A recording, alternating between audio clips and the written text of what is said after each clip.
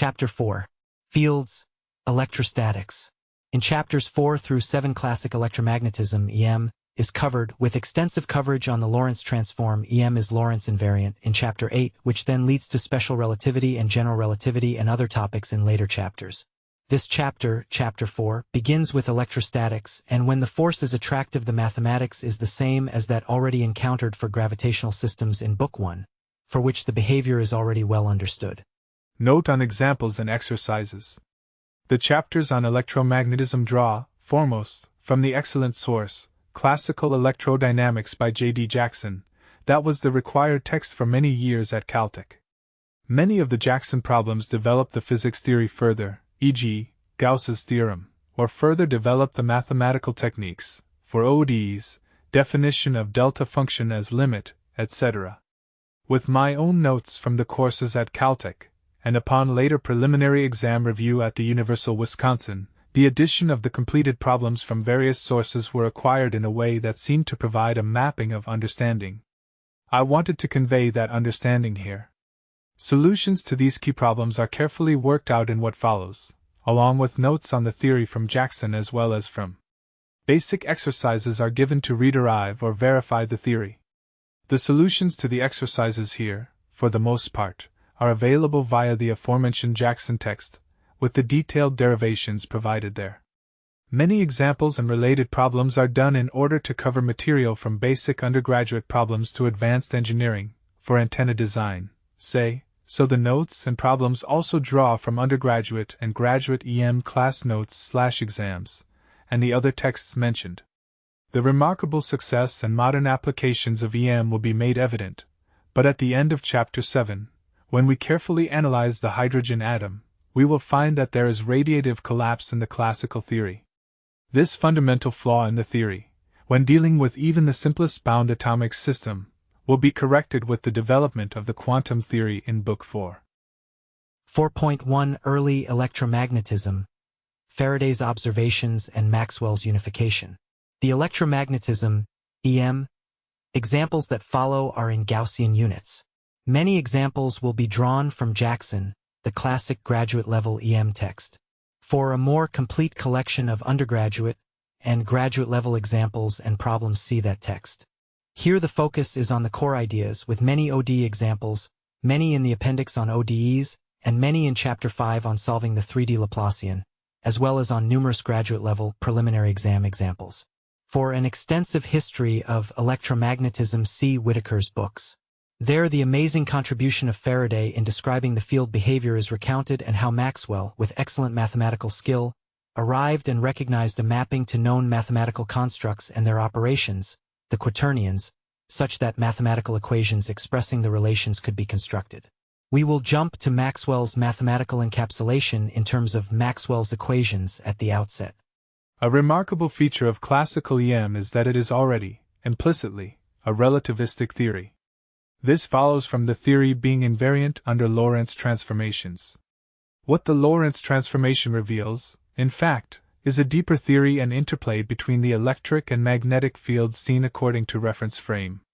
If you just say the Lorentz transformation applies to everything, in particular the Lorentz force relation, e.g., not just force fields but also to equations governing particulate and ponderable media, you then have special relativity a la Einstein. An excellent undergraduate-level text on EM with special relativity transformations is by Purcell. 4.2 Vector calculus. Historically, Maxwell developed his equations and expressed operations like cross product with reference to quaternions that had similar mathematical behavior. This hints at a deeper implementation of the theory with a deeper, more unified presentation. For practical applications, however, the quaternion math was not well known or friendly, so Gibbs developed modern-day vector calculus to describe the same mathematics, and to do so in a manner more compatible with Stokes' theorems and other integral forms of the theory, as we will see. Here is a brief recounting of some of the key vector calculus relations. Equation 4-1. Equation 4-2. Equation 4-3. Equation 4-4. Equation 4-5. Equation 4-6. Equation 4-7. Equation 4-8. Equation 4-9. Equation 4-10. Equation 4-11. Vector operations in different coordinate systems when given a metric function. If there is a metric function g sub mu nu, then we can write distance in 3D as equation 4-12, for which the gradient operation is equation 4-13. Thus, for gradient psi, with psi a scalar field, the formula above is trivially applied in whatever coordinate system. The general form of the Laplacian operator, gradient squared psi, is also straightforward. Equation 4-14. What is not straightforward is the expression for gradient.A, where A is a vector field. The trick to getting the expression of gradient.A appropriate to the coordinate system chosen is to get it from the simpler gradient squared psi and gradient psi relations. Let's consider the example of cylindrical coordinates. Equation 4-15. Thus, equation 4-16 and equation 4-17. Matching these relations under gradient squared psi equals gradient dot gradient psi. Equation 4-18. We then have that. Equation 4-19. 4.3 Maxwell equations in vacuum. 4.3.1 Vacuum equations. Maxwell's equations govern electromagnetic phenomena, which for sources in vacuum satisfy the equations. Equation 4-20. Equation 4-21, which combine to give partial derivative of rho with respect to time plus gradient.j equals 0, the continuity equation, and for the relations independent of source in vacuum we have equation 4-22, equation 4-23, where vector E is the electric field, a vector field which acts on charged particles, likewise for vector B, the magnetic field. The electric charge density is given by rho, and the electric charge current by J. There is no magnetic charge or magnetic charge current. There is some mystery here. Note that the formalism can be redone to have the ratio of electric to magnetic charge be fixed and have the same result. In the end, the U1 part of the standard model gives the freedom for only one free charge, where our convention is that it be the electric charge with the convention above. The equations shown are given in a modern form involving vector calculus. More details to follow. The action of the vector E and vector B force fields on a charged particle is given by the Lorentz force equation. Equation 4-24. In Gaussian, CGS, units, convenient for many examples in what follows, we have length and time defined separately such that c is measured empirically. C equals 299,792,456.2 plus or minus 1.1 meters per second. In SI units, since 1983, we have C defined by convention. C equals 299,792,458 meters per second. For electric, charged particles or bodies, we find that the charge is restricted to discrete values. The first clear indication of quanta, here the quantum of charge. The electron, for example, has one such quantum of charge. Equation 4-25. Fundamental linearity. Due to linearity we have superposition property, thus arrive at simple summation descriptions of macroscopic bodies and media and interfaces between those media. To manage interfaces we'll make use of the pillbox formation of junction conditions. Aside from accounting for dielectric constants, Maxwell's equations, vacuum version, are 1. Gradient dot vector E equals 4 pi rho. 2. Gradient cross vector B minus 1 over C partial derivative of E with respect to time equals 4 pi over C times J. 3. Gradient cross vector E plus 1 over C partial derivative of B with respect to time equals 0. 4. Gradient dot vector B equals 0. Equations 4-26. We will begin examining the application of these equations with classic electrostatics. As the name suggests, there is no time dependence, so the derivative terms are 0. Likewise, we assume that no currents are present, initially, thus, we have conservative fields gradient dot vector E equals 4 pi rho and gradient cross vector B equals 0. The latter differential relation is simply the homogeneous solution to the former, so just focusing on the former to start, we ask how we arrived at the relation gradient dot vector E equals 4 pi rho. Maxwell's first law, gradient dot vector E equals 4 pi rho, can be obtained from the vector calculus relations above and the static Lorentz force law. If static, velocity is zero in Lorentz's force relation, and we have Equation 4-27, where the E field for point charges is given by Coulomb's law. F equals kq sub 1 q sub 2 times x sub 1 minus x sub 2 over the absolute value of x sub 1 minus x sub 2 cubed with corresponding field at q sub 2 from q sub 1.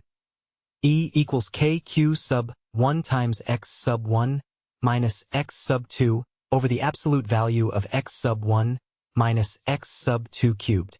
As mentioned, we have superposition with multiple n sources, so we can simply write equation 4-29. Or if the matter description is continuous rather than discrete, E of x equals the integral from 2 of rho of x the fraction with numerator x sub 1 minus x sub 2 and denominator the absolute value of x sub 1 minus x sub 2 cubed d cubed x. 4-30.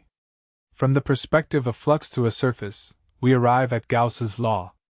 E dot n dA equals q over r squared times the cosine of theta dA equals q d omega. 4-31. The flux, though any simple closed surface S, that can radially project down to a two-sphere, is thus. The contour integral from S to of E dot n dA equals two cases case 1.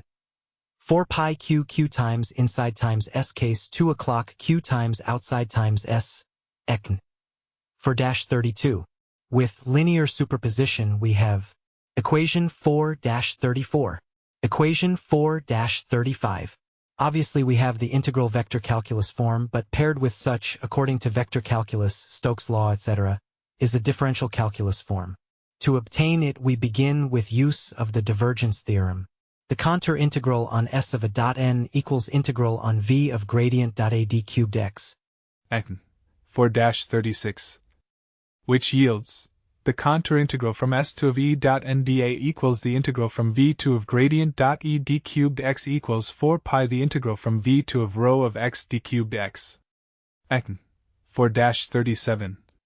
Or, see the next equation, which is Maxwell's first law. The static fields are conservative, with line integrals independent of path. Since gradient dot E equals 4 pi rho and gradient cross vector E equals 0, we have a conserved field, i.e., we can write the E vector field in terms of a scalar potential field. Equation 4-38. Where the potential field is given by equation 4-39.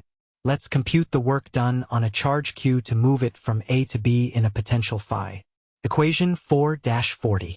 Clearly this result is not dependent on path. We can see how there is not a dependence on path in a general sense via use of Stokes' theorem. Equation 4-41. For the E field this becomes equation 4-42, where the contour integral over C of E dot vector dl equals 0 means that the line integral between 2 point A and B will be independent of path. Let's now use Gauss's theorem to prove surface charge properties, related to problem 1.1 from example 4.1. Use Gauss's theorem to show that a excess charge on a conductor must reside on its surface. E equals 0 inside a conductor gives gradient dot E equals 4 pi q equals 0 for surface constructed just under conductive surface. Thus all charge must reside at the surface. B. A closed, hollow conductor shields its interior from fields due to charges outside, but not due to charges inside. Again, construct a surface of integration just under the outer surface of the conductive shell. For charge outside, since inside the conductive shell we have E equals 0 and on the inner conductive surface we have gradient dot E equals 0, there is E equals 0 inside the shell. For charge inside, we have gradient dot E equals 4 pi rho. C. The electric field at the surface of a conductor is normal to the surface with magnitude 4 pi sigma. From the Gauss theorem application in the pillbox junction boundary problem we know that there's the relation n dot E sub 2 minus E sub 1 equals 4 pi sigma. Since inside the conductor we have E sub 1 equals 0, this simply leaves n dot E sub 2 equals 4 pi sigma. Since on the surface of the conductor we have 0 tangential field, n cross E sub 2 equals 0, we have that the absolute value of E sub 2 equals 4 pi sigma and is directed normal to the surface.